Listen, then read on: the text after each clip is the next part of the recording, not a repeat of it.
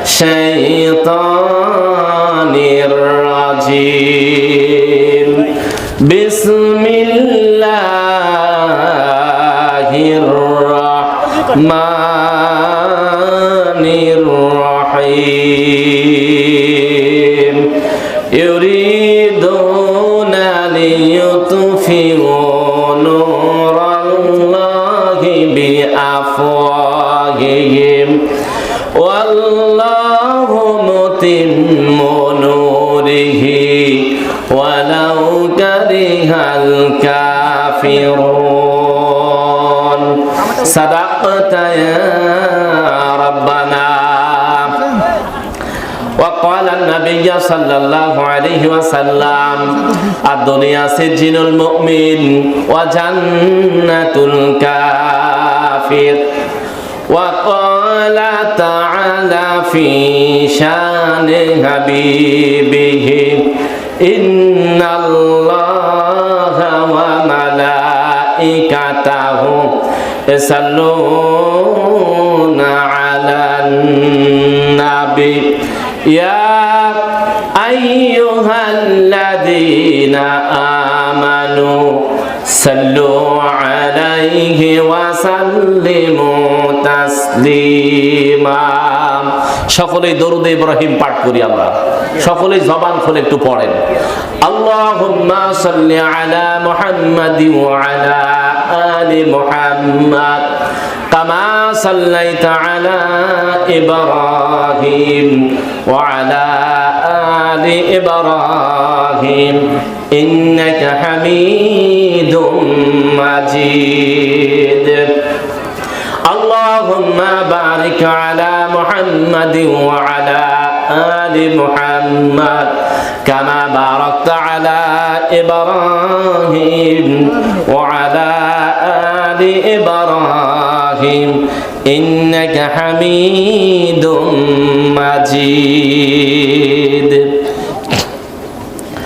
হাজার ব্যথা বেদনার পরে ফিরে আসনি তুমি আপন ঘরে হাজারো ব্যথা বেদনার পরে ফিরে আসনি তুমি আপন ঘরে দিনের আলো ছড়িয়ে দিতে তুমি চলে গেলে মদিনায় মক্কা ছেড়ে হে রাসূল তোমাকে ভুলি আমি কেমন করে হে রাসূল তোমাকে ভুলি আমি কেমন করে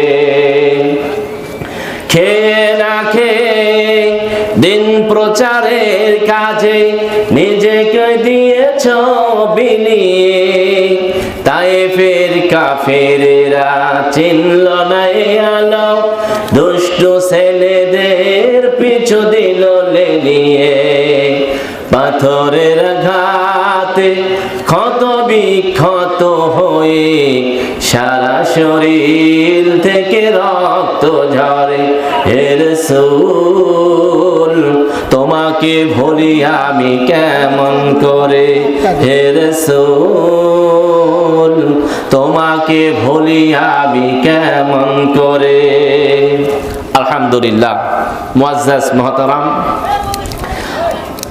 গোপালপাড়া জামে মসজিদ প্রাঙ্গণ আয়োজিত আজকের ঐতিহাসিক তাফসিরুল কোরআন মাহফিল আজকের সম্মানিত সভাপতি জনাব আলহাজ হাজিউল হারামাইন আনোয়ারুল হক আনোয়ারুল ইসলাম জুম্মা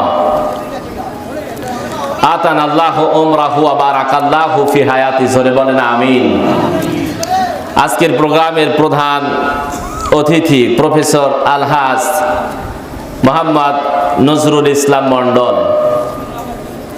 দামাত বারাকাতুহুমুল আলী সকলে পড়ি আল্লাহুম্মা আমিন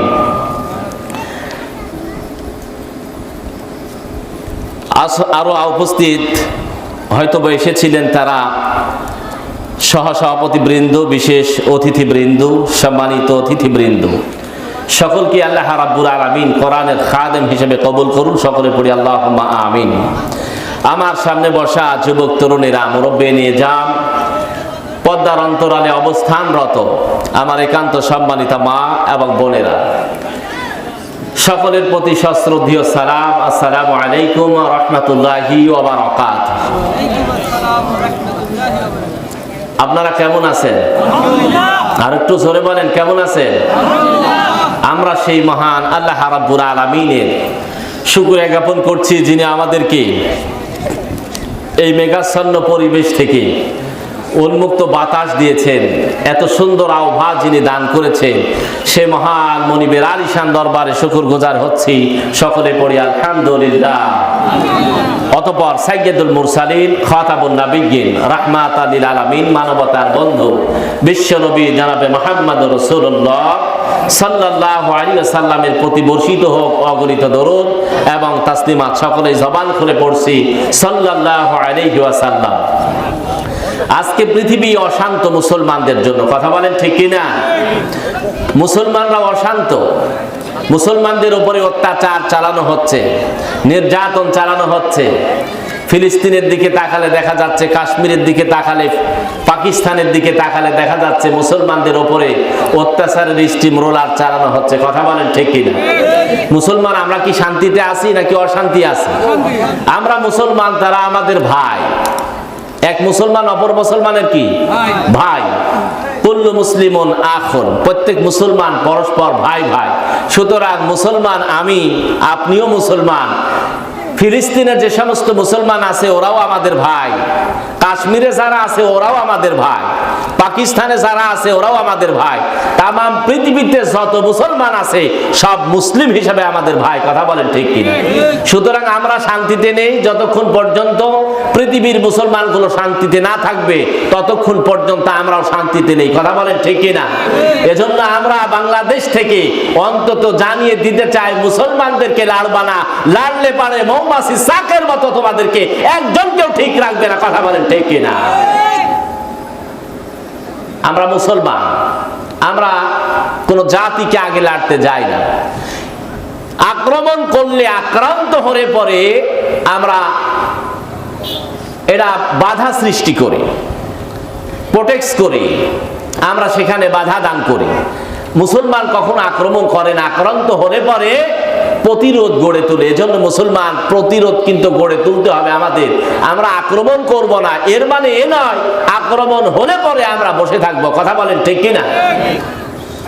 এই জন্য আমরা মুসলমান, আমাদেরকে আগে একতাবদ্ধ হওয়া দরকার, একতাবদ্ধ হওয়া দরকার। এজন্যই আল্লাহ রাব্বুল আলামিন বলেছেন, ওয়াতাসিমু বিহাবলিল্লাহি জামিআ ওয়া লা তাফাররাকু, তোমরা দলে দলে বিচ্ছিন্ন হয়ো না, আমি আল্লাহ রজ্জুকে শক্তভাবে আঁকড়ে ধরো, ধারণ করো, আর দলে দলে তোমরা বিচ্ছিন্ন হয়ো না। এই বাণী দিয়েছেন কে? আরো জোরে বলতে হবে কে? আল্লাহ দিয়েছেন। সুতরাং আল্লাহর দেওয়া আদেশ এইটা যদি আমরা অমান্য করি, আমাদের বিপর্যয় আসতে খুব বেশি লেট হবে। আমরা মুসলমান আজকে টুপি নিয়ে ভাগাভাগি। কথা বলেন ঠিক কিনা? কার লম্বা টুপি, কার পাঁচকলি, কার জাল টুপি, আর কার কিস্তি টুপি, এই টুপি নিয়ে ভাগাভাগি করতেছি।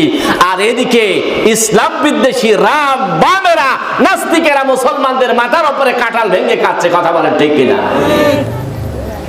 এজন্যই আমার ভাইরা, আল্লাহ রাব্বুল আলামিন বলেন, ওয়া মান আ'রাদা আন যিকরি ফাইন্না লাহু মাঈশাতান দানকা ওয়া নাহশুরুহু ইয়াওমাল কিয়ামাতি আ'মা। আল্লাহু আকবার। সূরা তাহা 224 নম্বর আয়াতে আল্লাহ রাব্বুল আলামিন তিনি জানান, তাফসিরে ফি জালালিল কোরআন, তাফসির ইবনে কাসির, তাফসিরে মারিফুল কোরআন আপনি খুললে দেখতে পাবেন আল্লাহ রাব্বুল আলামিন বলেছেন, ওয়া মান আ'রাদা আন যিকরি ফাইন্না লাহু মাঈশাতান দানকা ওয়া নাহশুরুহু ইয়াওমাল কিয়ামাতি আ'মা। আল্লাহ রাব্বুল আলামিন বলেন, তোমরা যারা আমি আল্লাহর এই কিতাব থেকে, আমি আল্লাহর এই বিধান থেকে, আমি আল্লাহর এই রসম থেকে যারা মুখ ফিরিয়ে নিয়েছো, আমি আল্লাহ রাব্বুল আলামিন তোমাদের জন্য জীবিকা তোমাদের জন্য আমি সংকীর্ণ করে দেব। এই নির্দেশ কার? এই নির্দেশ কার? এই নির্দেশ আল্লাহ। আল্লাহ বলছেন ওয়ামান আ'রাদা আন যিকরি ফাইন্না লাহু মাঈশাতান দানকা ওয়া নাহশুরুহু ইয়াউমাল কিয়ামাতি আ'মা। তোমরা যখন আমার এই রসম থেকে, আমার এই কিতাব থেকে, কোরআন থেকে তোমরা যখন মুখ ফিরিয়ে নেবে, আমি আল্লাহ রাব্বুল আলামিন তোমাদের জীবিকা করব সংকীর্ণ। আর আমি আল্লাহ রাব্বুল আলামিন কিয়ামতের ময়দানে তোমাদেরকে অন্ধ বানায়া তুলব। তাহলে বোঝা গেল কোরআন থেকে যারা দূরে, কোরআন থেকে যারা দূরে সরে যেতে চায়, আমার আল্লাহ তাদের জীবিকা, তাদের জীবন, তাদের সব কিছু দঙ্কা, সব কিছু সংকীর্ণ করে দেবে। এই সিদ্ধান্ত কার? আল্লাহর। সংকীর্ণ করে দেবে। এজন্য আল্লাহ রাব্বুল আলামিনের কিতাব থেকে কথা হচ্ছে, আলোচনা হচ্ছে। এই কিতাব শোনার জন্য আমাদের আসার দরকার আছে না নাই? কোরআন যেখানে চলে এই জায়গায় আল্লাহ রাব্বুল আলামিনের বিশেষ ফেরেশতারা সামিয়ানায় যে টাঙ্গিয়েছেন, আপনারা ইলেকট্রিসিটির বাল্ব লাগিয়েছেন, সাউন্ড সিস্টেম সেট করেছেন, আল্লাহর ফেরেশতারা, রহমতের ফেরেশতারা চাদর বেষ্টনী করে ধরে আছে। যারা এই মাহফিল শোনার জন্য জালসার ভেতরে আসে, কোরআন শোনার জন্য, আল্লাহর রহমতের ফেরেশতারা তাদের মাথার উপরে রহমতের সামিয়ানা বিছিয়ে রাখে। জোরে বলুন সুবহানাল্লাহ। এজন্যই বলি ভাইরা, আল্লাহ রাব্বুল আলামিন তিনি জানান আমার কোরআন থেকে তোমরা সারা মুখ ফিরিয়ে নেবে, আমি তোদের জীবনকে, তোমাদের জীবনকে দুনিয়াতে আমি সংকীর্ণ করে দেব। চর্মচক্ষে lakh lakh crore crore million billion trillion টাকা অর্জন করতে পারো, বহু কিছু তুমি অর্জন করতে পারো, কিন্তু আমি আল্লাহ রাব্বুল আলামিন দঙ্কা দিয়েছি। আমি দঙ্কা দেওয়ার মানে হলো তোমাদের জীবনে কোনো শান্তি থাকবে না, কোনো শান্তি থাকবে না। ইসরায়েলের দিকে তাকান, কত টাকা তারা ইনকাম করেছে, কত প্রযুক্তি আর কত সামরাস্ত্র দিয়ে তারা পারদর্শী হয়েছে, কিন্তু আল্লাহ রাব্বুল আলামিন বলেন আমার কোরআন থেকে বিমুখ হওয়ার কারণে, আমার বিধান থেকে বিমুখ হওয়ার কারণে, আমার নবী থেকে বিমুখ হওয়ার কারণে, আমি আল্লাহ থেকে বিমুখ হওয়ার কারণে তাদের জীবনটাকে আমি আল্লাহ সংকীর্ণ করে দিয়েছি। অশান্তি ছাড়া তাদের আর কিছুই থাকবে না, কিচ্ছু থাকবে না, সব অশান্তি ভরপুর থাকবে। এজন্য মুসলমান ছাড়া যারা কোরআনের কাছে থাকে এদের জন্য খাস আল্লাহর রহমত নাজিল হয়। জোরে বল সুবহানাল্লাহ। এজন্য কোরআনের সাথে থাকতে হবে, কোরআনের সাথে থাকলে পরে আল্লাহ মর্যাদা বাড়ায়া দেবে। জোরে বল সুবহানাল্লাহ। এজন্যই আমার ভাইরা, কোরআন থেকে দূরে থাকা যাবে না, কোরআনের সাথে থাকতে হবে। কোরআন থেকে মুখ ফিরিয়ে নেওয়া যাবে না। কোরআন যা বলে, কোরআনকে যা বলতে বলা হয়েছে কোরআন তাই বলে, অর্থাৎ কোরআনে যা বলা হয়েছে ওইটা মানা, ওইটা বোঝা, ওইটা আমল করা। আল্লাহ বলেন ওইটাই হলো আমার কোরআনকে ফলো করা, আমার কোরআনকেই মেনে নেওয়া, আমার কোরআনকেই বুঝে নেওয়া। এবং সুবহানাল্লাহ।